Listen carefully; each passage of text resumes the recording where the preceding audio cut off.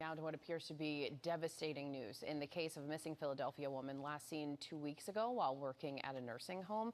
ABC's Morgan Norwood has more now on the search for Kada Scott. Morgan, you brought us the story yesterday, and now we have this update. Yeah, certainly not the update that we want to be bringing you this morning. A heartbreaking development in the search for 23-year-old Kada Scott.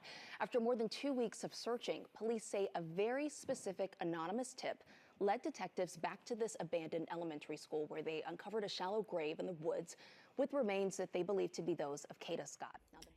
Hello everyone and welcome. I am Alicia. In this video, we will focus on 23 years old Kada Scott, a Philadelphia native who went missing on October 4, 2025 from her workplace.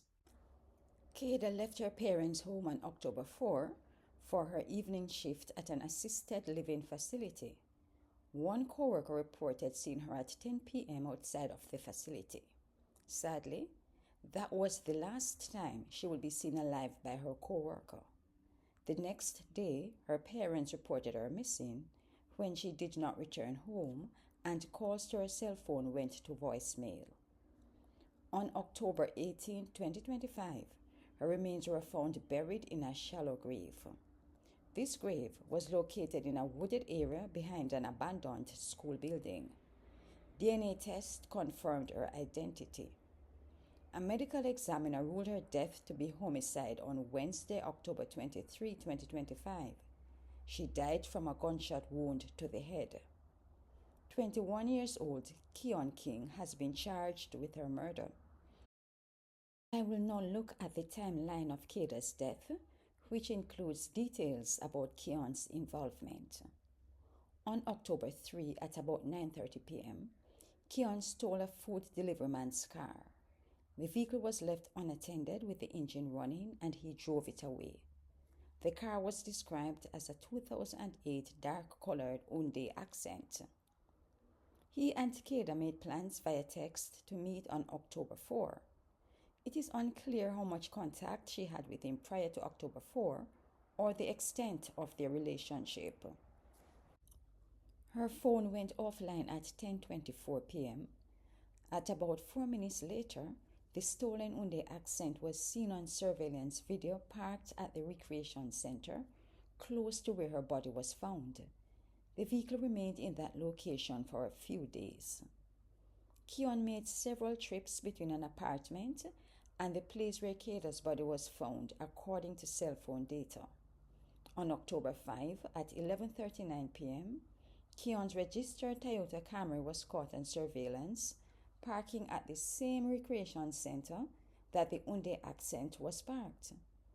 Two people exited the car and removed a heavy object consistent with a human body from the passenger side of the Hyundai Accent to a shallow grave behind the vacant school. The Hyundai Accent was set on fire at another location on October 7 and later compacted by the junkyard. The police has not arrested anyone else in the murder of Kada, but the investigation is ongoing. Other charges have been filed against Keon, which include theft, obstruction of justice, abuse of a corpse, and conspiracy. He's been held without bail. This is not his first encounter with law enforcement. In January of this year, he was accused of kidnapping and assaulting a woman. He was arrested, but released after he posted $200,000 bail. The charges were dropped because the victim and a witness did not appear for court proceedings. My assessment. All evidence points to Keon as being involved in Kada's death.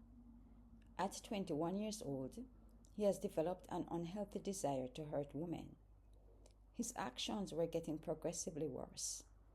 It is disheartening to see that he chose this violent path instead of a productive one.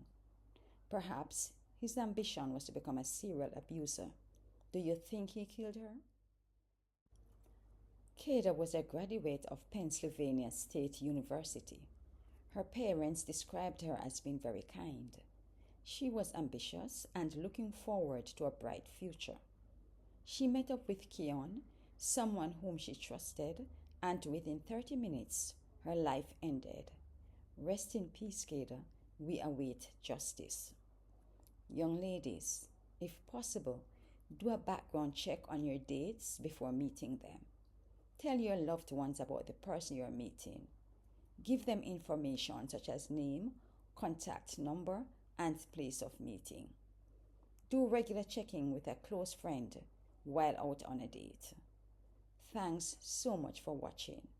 If you enjoyed this content, consider liking, sharing, and subscribing. Stay safe and see you in the next.